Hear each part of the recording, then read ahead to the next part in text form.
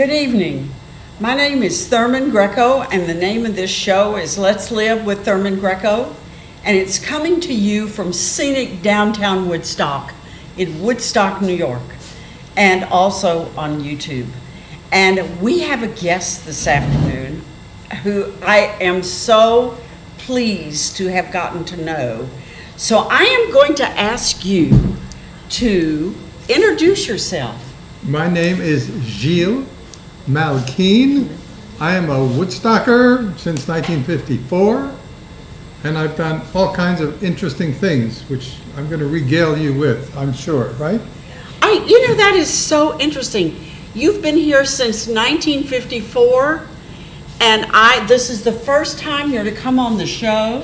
How did you stay so far under the radar? I don't know why you didn't call and ask me. 100 times I wondered, is she going to call tonight? Is she no? We got to know each other over the holidays when you took for your company a scooter, and I am so grateful to have found a home for the scooter because we got it for my husband, and my husband rode it.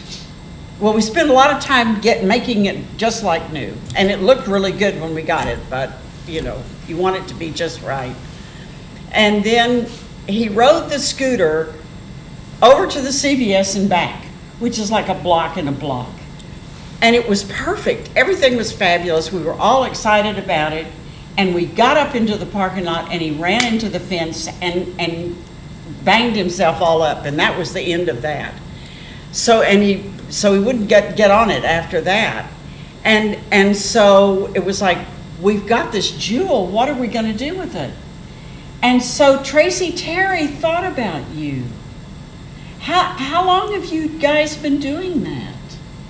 Well, let's see. I've been there since 2012.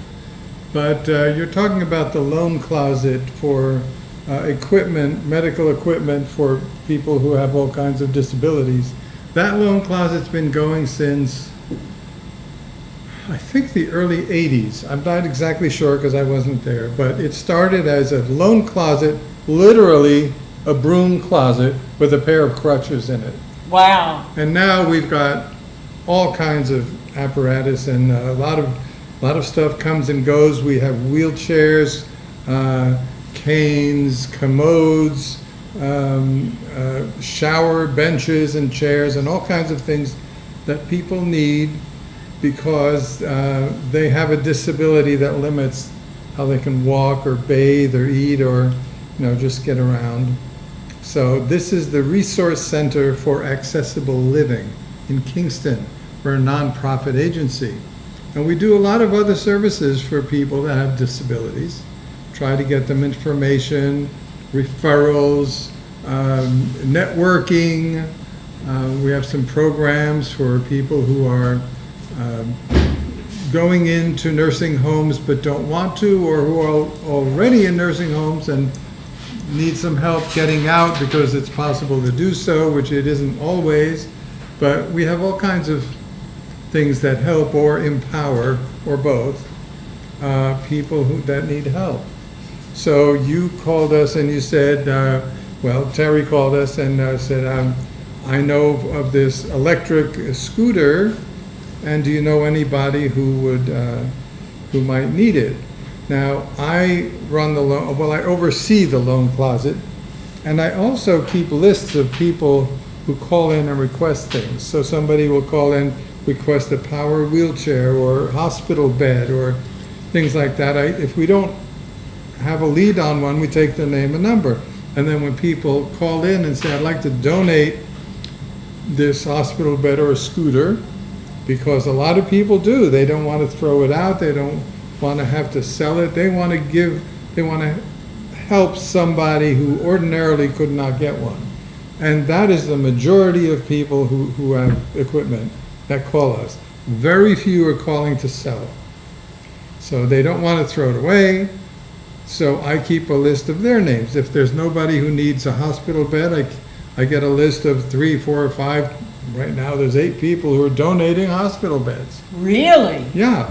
And then somebody calls up and I call back, I say, you still got that bed? I got somebody for it. I connect the two because we have no way to move them, nowhere to store them. I just do the connection. And somehow it always gets to the people who need it, and people are very grateful. Well, you know, we're at a time now where people don't have even enough money for food. Yeah. And when you need things like hospital beds and wheelchairs, those things are expensive. Yeah, I didn't mention that there is no fee involved in what I do. You know, it's absolutely free. If you want to make a donation, we'll accept it, but it's not required. So we've gotten a lot of equipment to people, hundreds and hundreds of people over the years that otherwise would have a very hard time getting it. And they call up, they're under duress. Oh, yeah. And it's so nice to be able to bring some relief, you know, and the answer to somebody's problem. So that whole business is a problem for me. Because I like my job so much, I can't retire. Literally, I like doing what I do, and who wouldn't, you know, but so my wife thinks it's funny that I told her one day I'm going to work as far as my life expectancy, and then we'll see if I can retire after that. But no, I really do enjoy what I do, and there's no end to, well, there's actually more people that need help now than ever before, because the funding is not growing. If anything, it's getting smaller. And it's always difficult to get things through, you know, channels, through Medicaid. I mean, Medicaid say they'll do something, but they have to go through a provider and paperwork and a care manager, and you know, people give up before they even start because it's just so daunting, you know. So it's really a relief to have something simple. Just say, yep, here's a number, call up, go get it, you know. Well, and like you. the things are so expensive, and you know, the pool that you work with, I think, is so tiny because, well, no, because you have a list.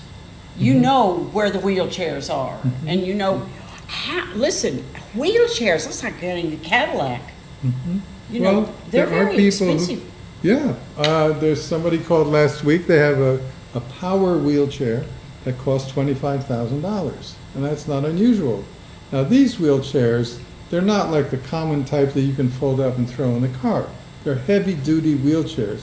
As a matter of fact, typically they weigh 400 to 450 pounds. Wow. So you have to make sure your floor is strong enough. Yeah. You know, but also it's for people who are very limited, and it's the kind of chair that will, you know, lift you up to counter height, or stand you up, or recline you, or turn around, or for all I know, they make coffee too for you. I don't know, but there's somebody who's making one of those available as we speak, and it's harder to find somebody to take those because most of those people that need something like that, they're not looking in loan closets for them.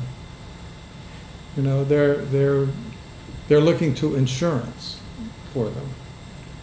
So most of those chairs don't see a new home because, like I say, you know, most calls are for someone who has a hard time getting up out of his chair, or can't walk to the mailbox or something like that. It's not so the need is not so profound that you need a chair that will do all these things for you. You know, if you're actually immobile and with a neck support and with controls behind for an attendant and that. So those are pretty commonly donated too, but they're more difficult to find than somebody who needs a hospital bed. People are calling all the time for hospital beds, and the hospital beds that we handle are not that big, heavy-duty ones. They come apart real easy. There's 4 pieces. They sit you up. They lift your legs. Some of them go up and down. And those are very commonly called for.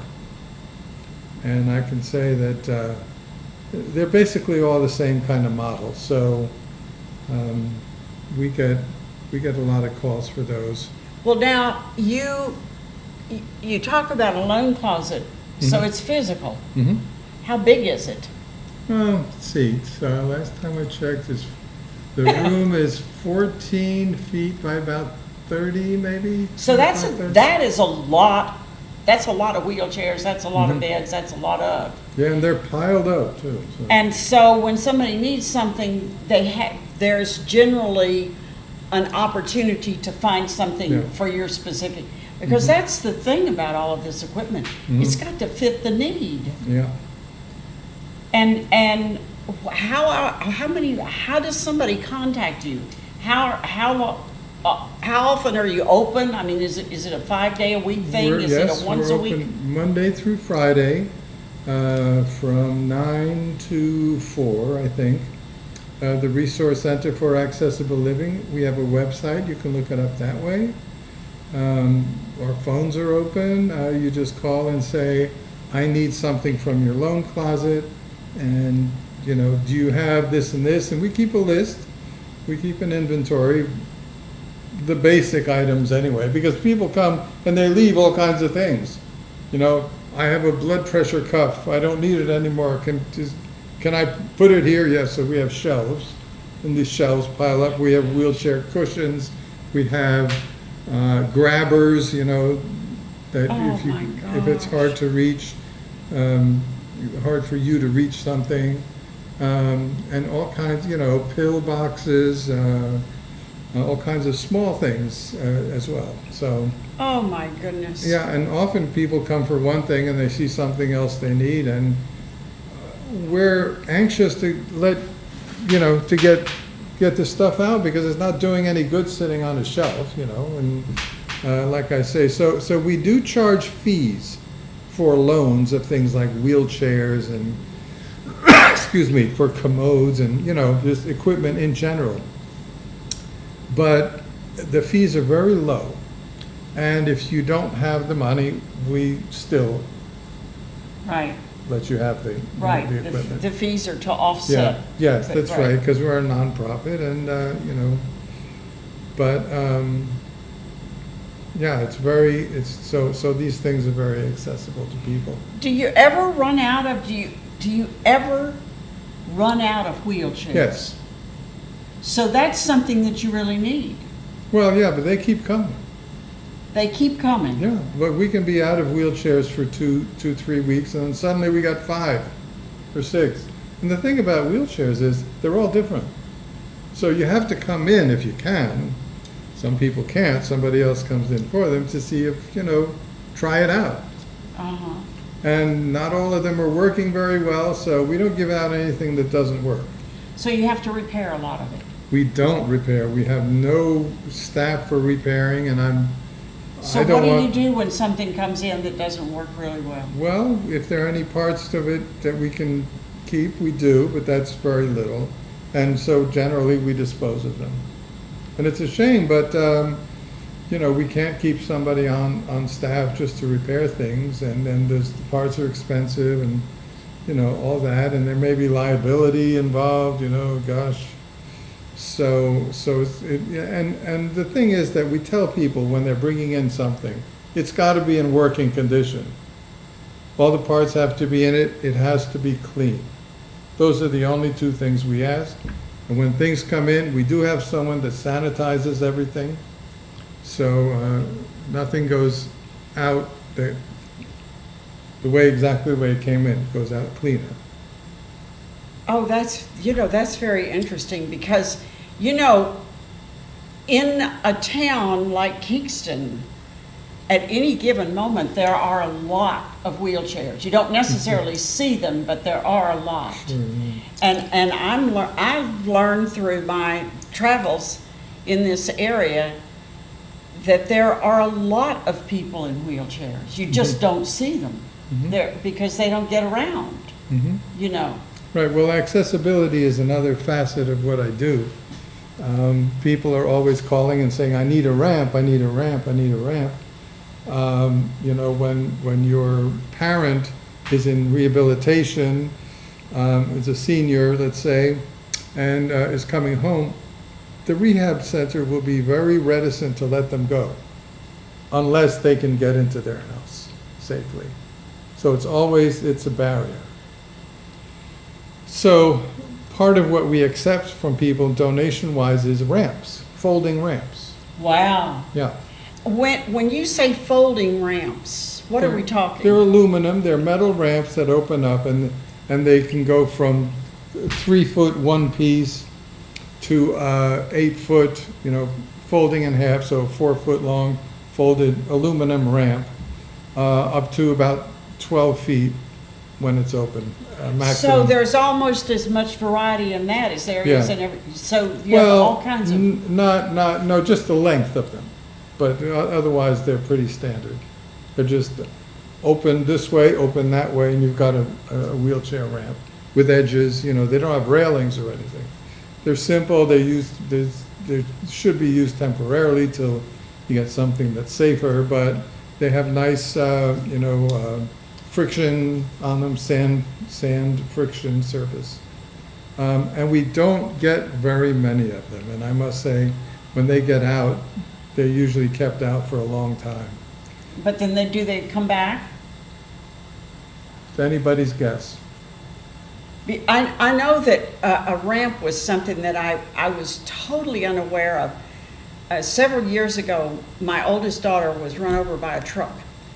And she was up in Albany bed for like over a month.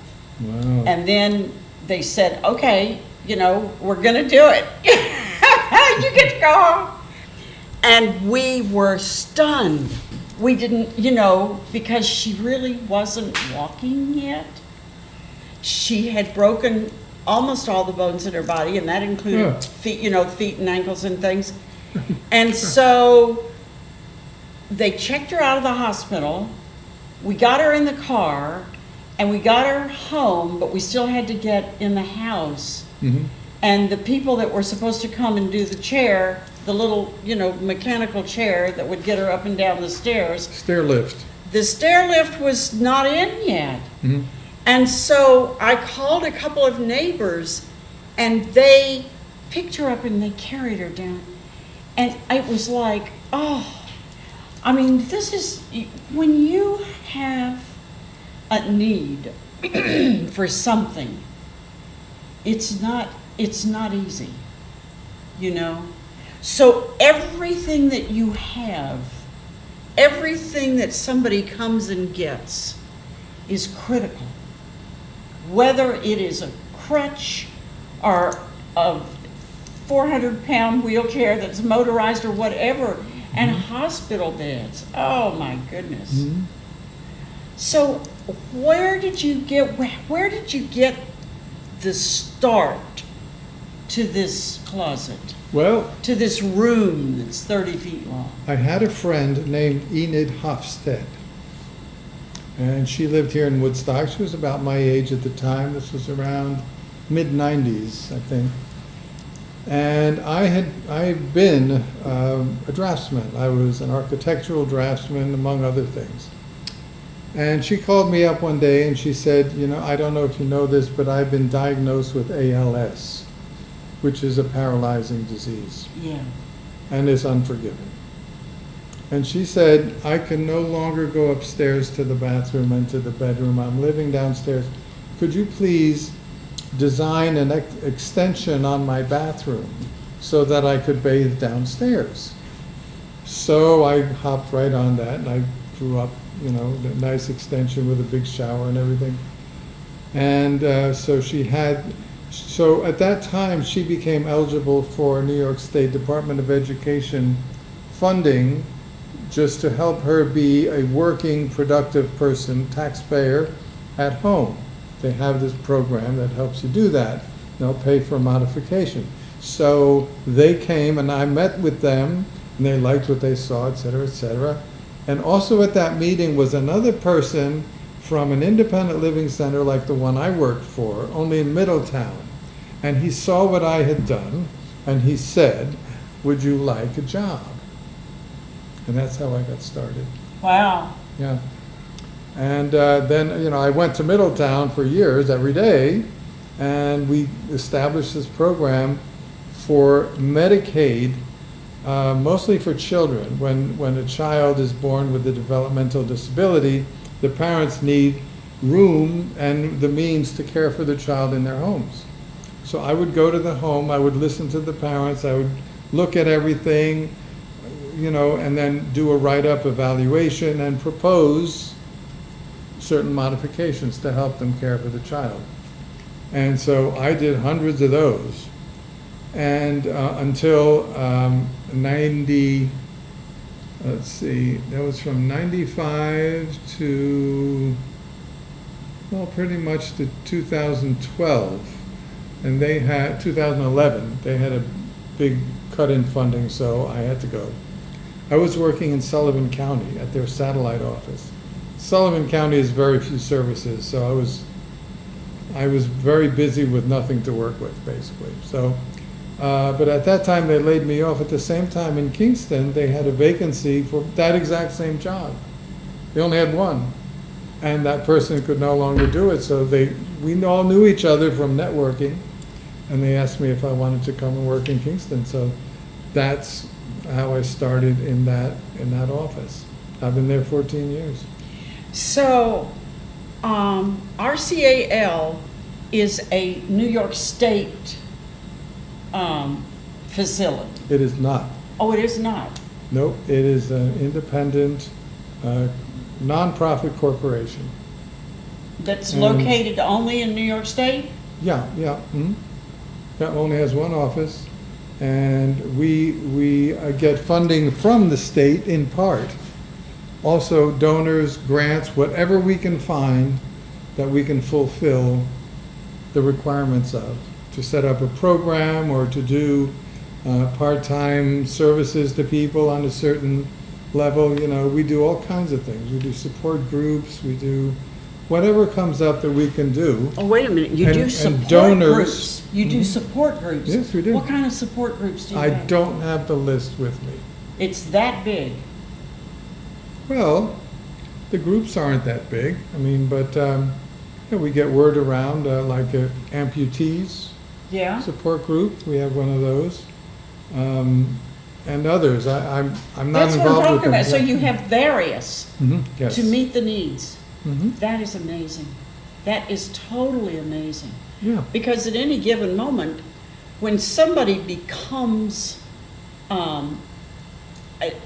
when their ability to get around is compromised, whether it's this finger doesn't work or whether it's the whole body, Or mental health too. right? Yeah. Any of that, then a support group is so important. Right. I didn't even know you did all that. Yeah, we do those. Do We have a website, rcal.org, and you can go and see all the services that we have. We also have a newsletter, it goes out by email. So we try to get the word out, and through other agencies too. So we do a lot of projects for the Office for the Aging, for seniors. If seniors are eligible for the particular funding that the Office for the Aging has, and they need a project done at their home, whether it's a ramp or a bathroom or a stair lift or a lift chair recliner, or if they are eligible, then the Office for the Aging will call me and say, can you please go see this person, see what they need, let us know, give us an estimate, and we do projects like that. So I've done many, many projects like that. Wow. Yeah, but you know, when you say, like you said, there's a change. There's a change in the family, or one person, or an elderly, or a child. Suddenly, people realize that it's not just given that they can get some way to access their home and what they need to do. Bathing is a very common problem. So they start calling around, and eventually I'll get word. Now, if I can't do anything personally, I'll try to give them ideas or give them references to other agencies, or, you know, to equipment. A lot of people don't know what's out there. They never heard of this kind of lift or that kind of chair, you know, and I've been at it for so long, I can just say, oh, I have an idea, and you can look into it. So that's information and referral. That's a big part of what we do. So, and you work, what kind of a project is too big? Well, let's see. The projects I do address things that directly help with coping with a disability. So if you have a hole in your roof, we can't do that. But if you need your bathtub changed into a shower because you can no longer climb into it, those kinds of things we can do. But we don't do them. We have to get funding from the outside, and says, to tell us this person is eligible, go and see about it. Other than that, I will go to people's homes. I do this all the time and give them suggestions as to what common barriers are that I've become familiar with that they should address now and for the future, or or ideas for solutions. I generally don't just go and say do all this. I go and they say I have this problem, so then I give them this solution because I have a million solutions.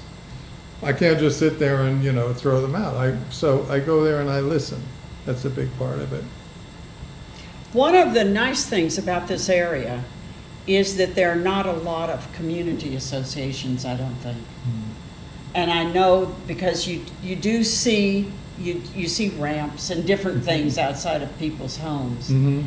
And like homeowners associations, yeah, that restrict that. Yeah, that's so difficult. Yeah, it is. I deal with some of those too. And the restrictions are careless. They care nothing. Yeah, right. Right.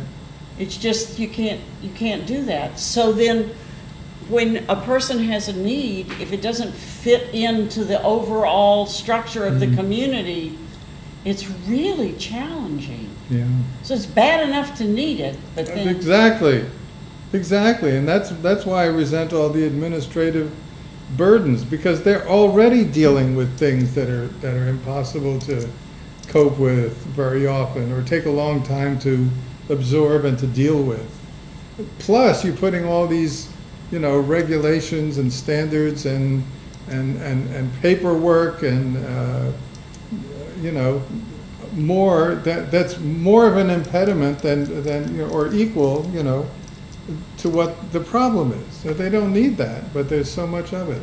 And like you say, homeowners associations, they're not always friendly, although sometimes they are. And I have been contacted some who really want to solve how can we solve the problem and stay within the regulations and stuff. And that, I don't like those because they make me think.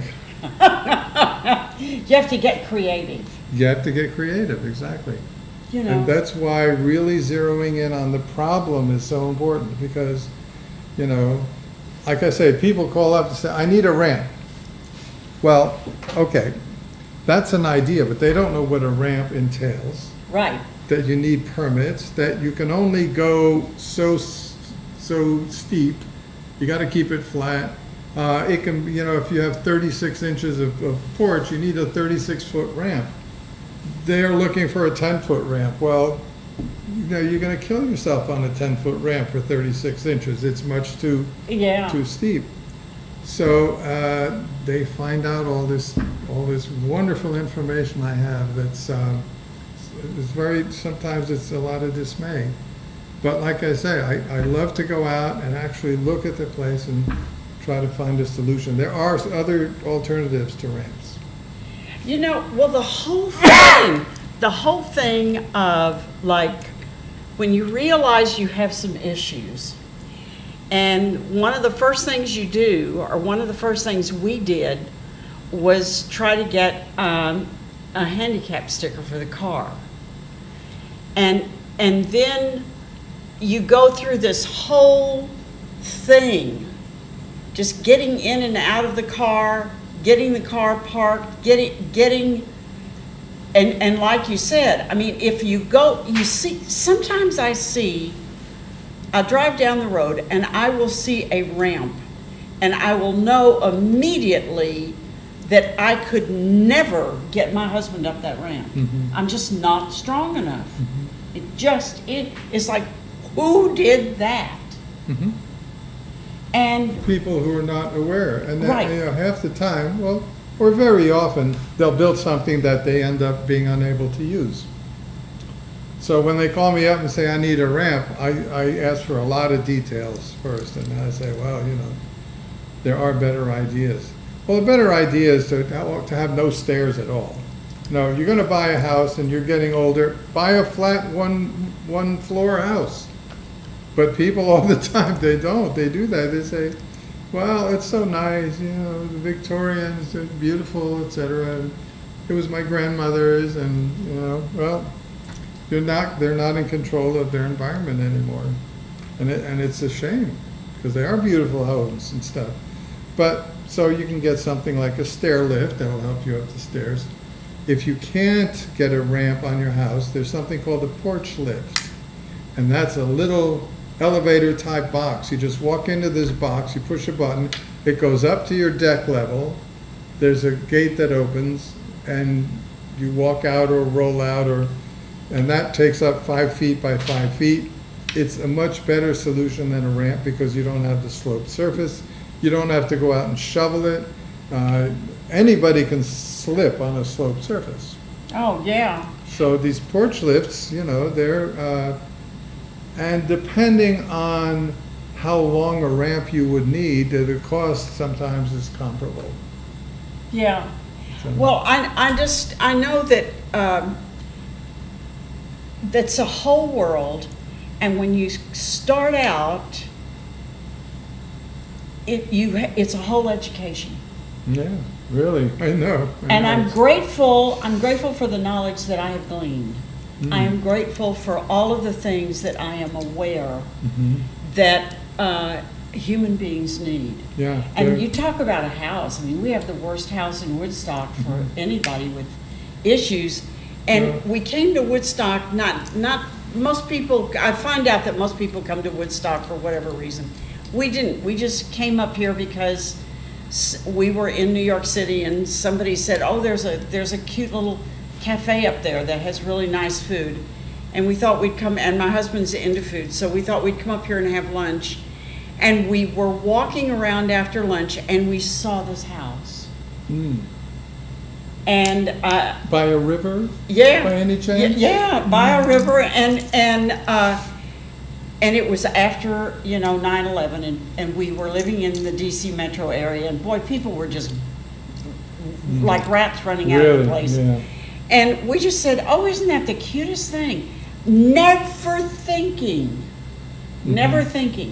And then all of a sudden, reality hits with my daughter. And we have Right. all of these adjustments to make. Right. And where do you go?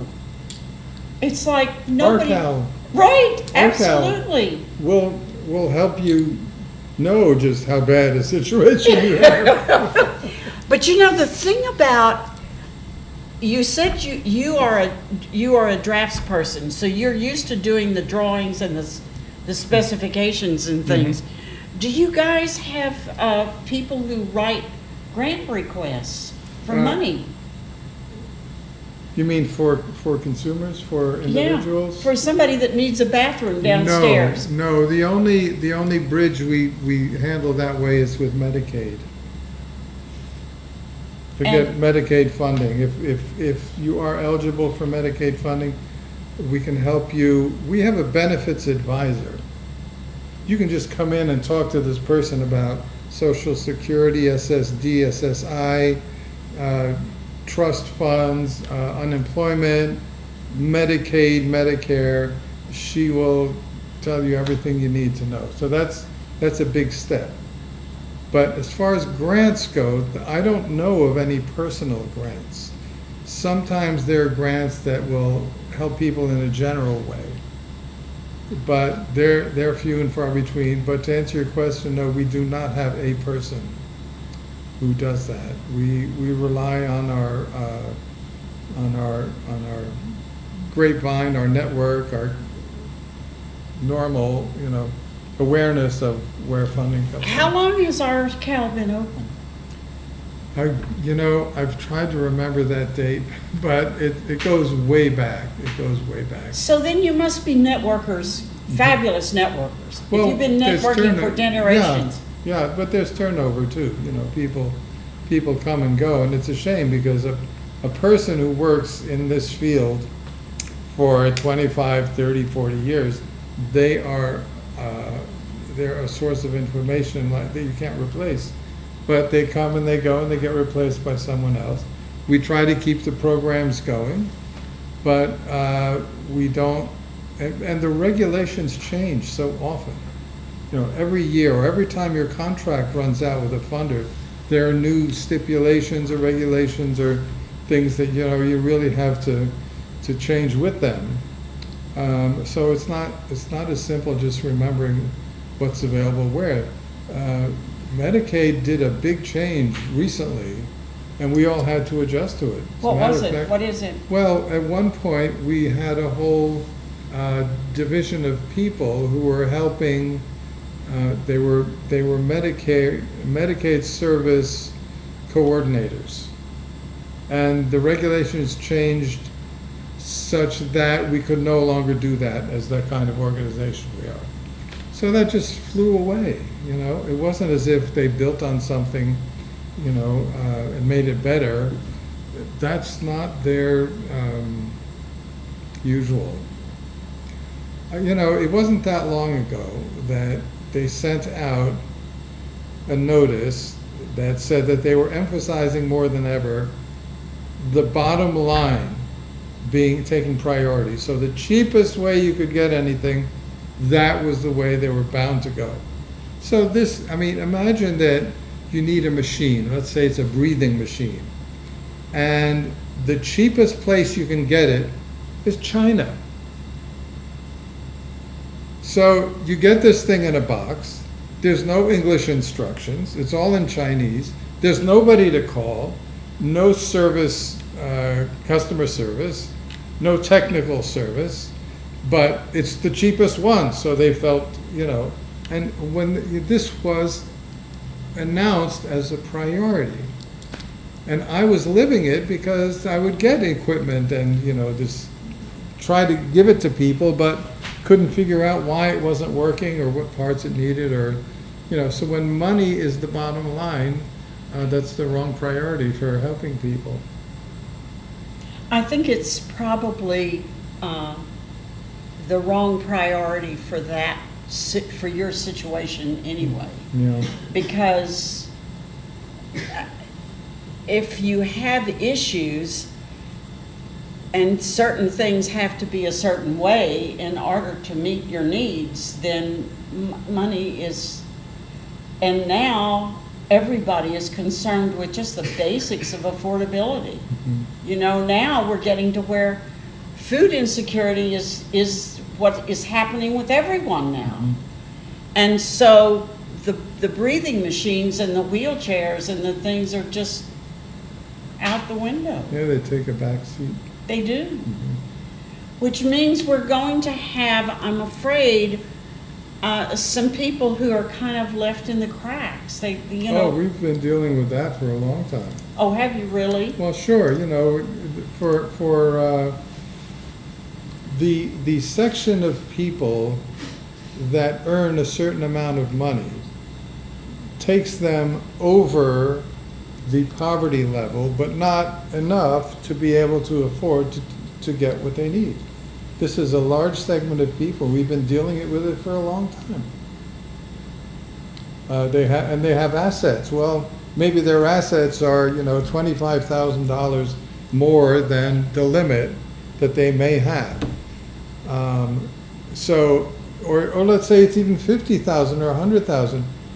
People are concerned about their future. That's all they got. They're middle-aged or older. They don't want to let go of their assets because it's their security. They can't, right, just say, that's it. Yeah.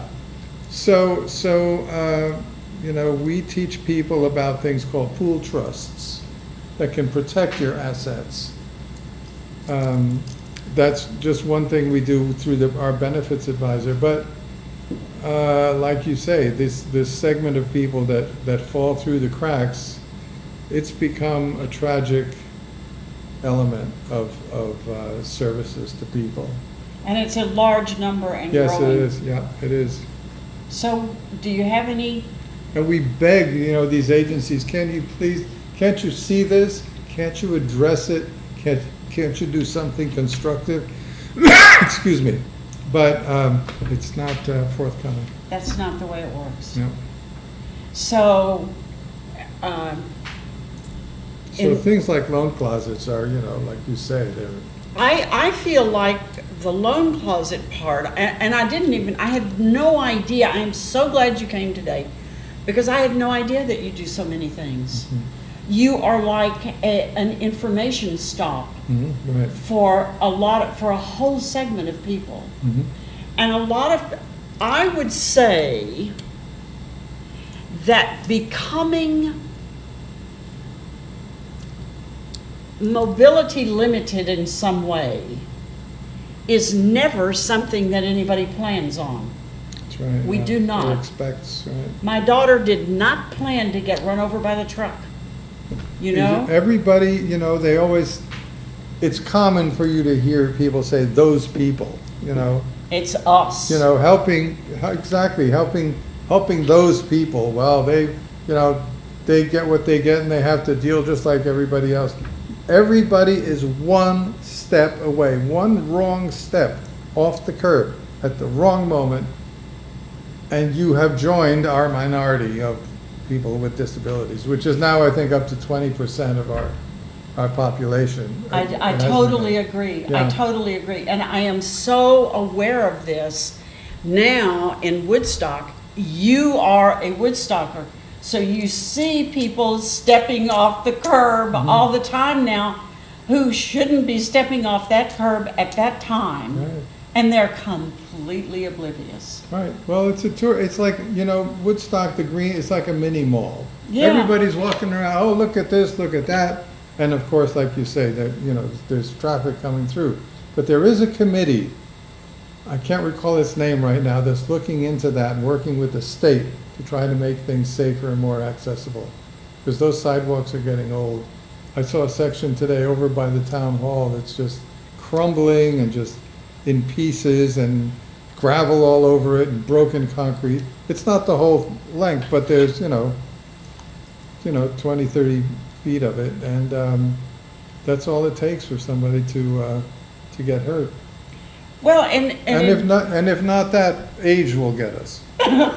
Age gets everybody, disables everybody. Absolutely. So why isn't this, if you live long enough, and you don't even have to live that long. Yeah, really, I know. Yeah. Yeah. So you have a lot of kids now that are people who work in sports. They play in sports and they injure themselves, and that's it. That's taken care of.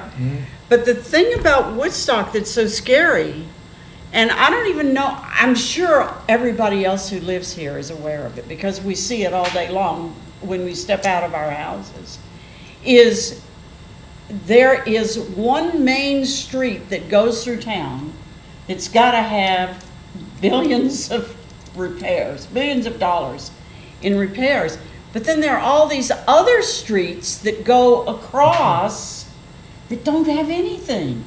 Yeah, like Sidewalks? No sidewalks. over by your house there, the Absolutely. Tannery Brook Road there, doesn't have any sidewalks on either side. No, it does not. So And you I, have to walk in the street. right, you must. And I stand outside my house on Tannery Brook, and tourists walk by, and they will sometimes say things, and I tell them all, don't talk to me. I'm not, I can't help you. Or complain about things? Yeah. Yeah. Yeah, and they'll stand at the bridge there at that little bridge, and they know they need to get on that bridge and walk across. But there's no sidewalk. And there's no sidewalk, and if a car comes, there's no space. And the cautious ones are like, oh, what do I do? And the others walk out in the middle of the street. I know Right. it well. Yeah. I used to come down that hill on my bike and take that inside of the curve, you Yeah. know, and I'd have the same thing. There are people on the bridge, you know. I'd have to hit my brakes. How inconvenient that was. That's terrible, you know. Well, they've been talking about it for a long time, but I guess it's not as easy to remedy as one might think, you know. So, well, Woodstock is not known for its instant fixes. I think in Woodstock we like to argue about things for a long time. well, right, but everyone is for something, Right. not against something. That's different than most people think. You know, Woodstockers or protesters against things. No, we're for something with a vengeance. Yes. You know, so it's even more exciting, Yes. right? Am I right? I thought so. You know, I think that's one of the things that makes Woodstock so interesting. You know, Yes. because we're going to talk about something for 20 years, we're going to fight about it, argue about it for 20 years, but Right, I- and I then s- you rehash it, and then new people come and ask the old questions all over again, yeah, you know? yeah, Yeah, I've seen that happen. and it's the way we do things. Yes. There are And- many words for it, Absolutely. many adjectives, yes. Many, and so I think it's a very, it's all part of the community, and I think it's small town America. But in the meantime, as we walk down the street, as I try to park the car, as I try to walk down the street to get into something, I am just reminded about how close we are all. And I am so glad that you were able to come today, because I think we need to raise the consciousness. Well, you know, it often, ever since I was a kid, every time somebody in this community is in trouble, somebody else starts garnering help for them. Case in point, I had a friend who just lost his house to a fire. Well, I mean, this is how the benefit concert was born here, you know? Yes. Ever since I was a kid, I remember Johnny Harold was here. He and his wife lost their house to a fire. Immediately a concert was put on to help him. And this actually happened to me too. Not that long ago, I lost everything in a fire. I cannot tell you the outpouring of help Yes. and love and assistance and physical and financial, and that everybody I knew was willing to just jump in and help. We have that here in this community. It's a wonderful community. You're talking about physical things and addressing problems that, you know, everybody has in common. It doesn't happen overnight. But when the important things come up, we rally, and it's just a wonderful community. It really is. So I'm hoping, and that is good for you, because when the cry is rallied, then the need comes straight to you, which is really good, you know, because you're the clearinghouse. And I know that when I ran the food pantry, I think every musical group in the area did a concert for us. Mhm. And it was so wonderful. Mhm. So I'm hoping now that the committee has gotten things straightened out, the sidewalk committee, I call it the sidewalk committee. Maybe that's whom I was referring to there. Yeah, I'm hoping that we can kind of address some of these issues, but at the same time, it's daunting. You know, and it's daunting not only personally, because to start small with my daughter's situation and to move out to the community and include things like sidewalks and handicap parking and things like that, all of that is in your purview. Mhm. All of Yeah. that. I've worked a lot with the town to try to get accessible parking up to codes, and they don't always, the town is usually very helpful, but, you know, people, shopkeepers and business owners are not always responsive to that. What can I tell you? A lot of them are, And you can tell right away, because it's the worst barrier there is attitude. Yeah. You can talk to somebody and right away you know whether or not they're going to be a help or a hindrance, or Yeah. they're not going to do anything. Yeah, it goes a little by little, and then then you deal with things like the state. You would think that the state has all the knowledge necessary for how to do it right. And then you see a plan where they're planning a new sidewalk with trees in the sidewalk, all the way up and down the street. And you say, no, this can't be right, you know? Right, because no wheelchair is going to go down there. Right. The laws are on the books. The ADA was passed in 1990. So that's like 36 years ago. You would think that now builders and architects and people involved in creating public spaces would know it's not that difficult. It's not that extensive. You just, but architects, I've had so many architects who knew nothing about it, just nothing. And you look at their resume, they got like $5 million worth of education there, and they don't know the simple parts of providing access. One case in point was when the library was thinking of putting an annex across the street from themselves. There was an architectural firm who designed the annex. And the funny thing was that I thought it was humorous. They had 2 bathrooms there, and they said, all the fixtures in the bathrooms are ADA compliant. And it was true, they all were. But the bathroom was only 5 feet by 5 feet. So the appliances must have been planned to be stacked up in there. I don't know how else they were planning to do it. And it was just such an obvious thing from such an educated, source. You just can't believe it. You can't, you look at this and you say, or else, somebody hires a contractor, and this has happened here too. The contractor says, don't worry, your ramp will be ADA compliant. Oh, okay, good, we'll write that down, and then they build something that is not. Right. Right, and Did they open the book? There it is. No. Right. I can just walk by something and see whether it's going to work or not. Mm-hmm. And I have thought several times about going to one of the town board meetings and say, this isn't going to work. This doesn't work, but it's been there. It's been sitting there for 20 years. Yeah. How can my visit change, I know, it's frustrating.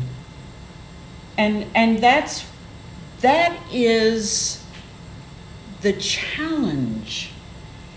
Your agency has such a challenge.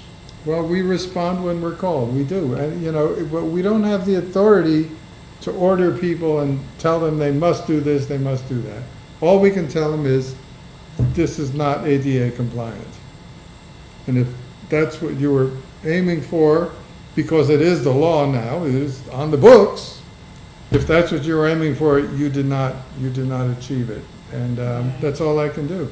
I'm not a sheriff. And the ADA, it's a civil rights law. It's not a criminal law. There's no police to it.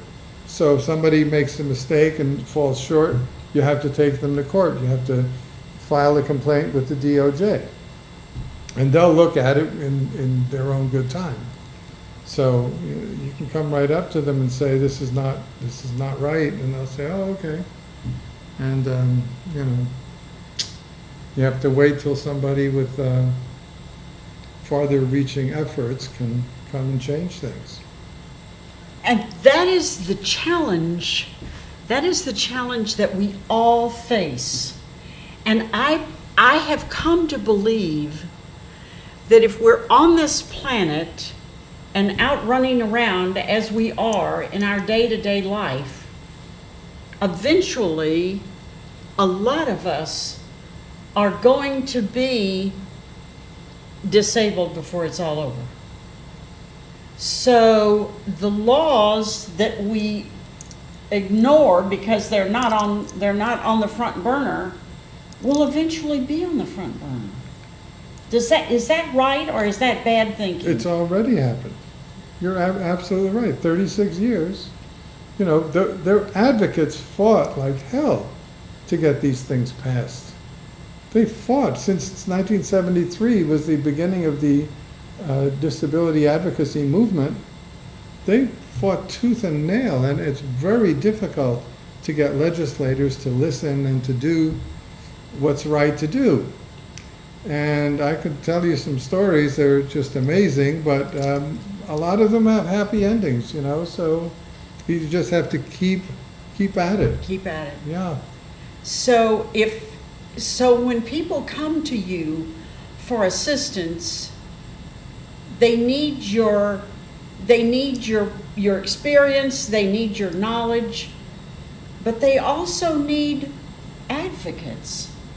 Yeah, right, to talk to the landlord or to talk to a employer or something like Yeah. that. Yeah, we do that. It's to the best of our ability. I mean, Wow. we're not orators, but you know, we can point to something and say, you know, you're not in compliance with this, and this person, you know, try to reach some kind of negotiated understanding that will serve both sides. And there is actually a legal arbitration, ADA mediation, where a court will look at a lawsuit and order to go into arbitration. Wow. That is a legal thing.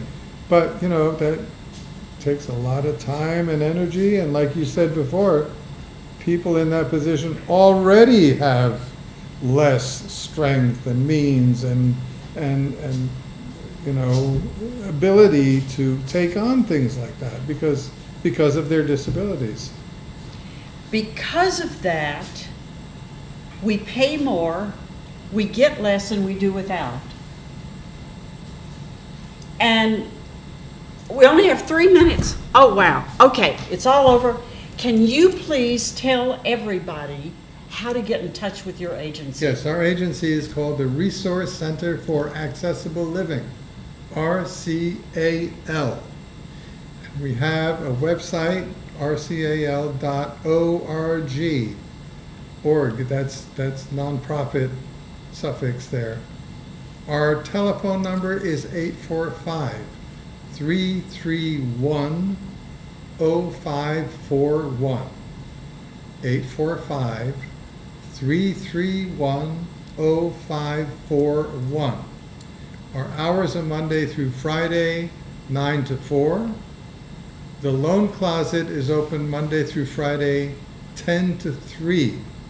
And always call if you're going to consult or donate or request anything. Always call us ahead of time.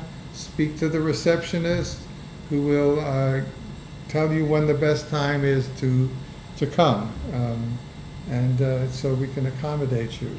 On the website, you can find out about the other services we have, and a lot of them are very useful. We help a lot of people. We get a lot of gratitude, and that's a good feeling. And that's why I can't retire until I reach my life expectancy. Well, you know, gratitude is so rare. Hey, go for it. How many people, there's so many people who don't get any gratitude. I feel it every day. I'm so grateful for the world I'm in. It's true. I have a wonderful life, really. That's wonderful. So, and that's going to radiate out in the work that you do. Mm-hmm. Your gratitude Yeah, it is going to does. It goes out, it radiate comes back tenfold, you know. That's fabulous. Well, thank you so much. And thank you, Miss Ellen. Thank you very much. This was great.